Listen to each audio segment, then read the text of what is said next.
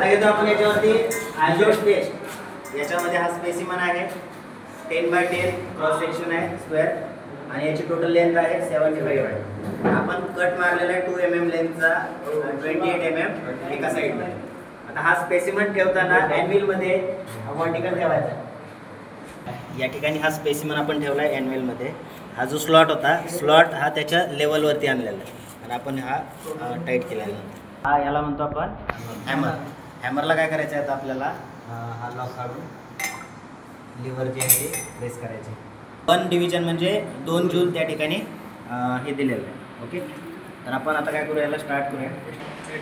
आता याला काय करतो आपण स्टार्ट करतोय। आता स्पेसिमन आहे, स्पेसिमन काय झाला आहे या ठिकाणी बेंड झालेला आहे आणि इकडे पॉइंटर जो आहे पॉइंटर तुम्हाला झाला आहे 280।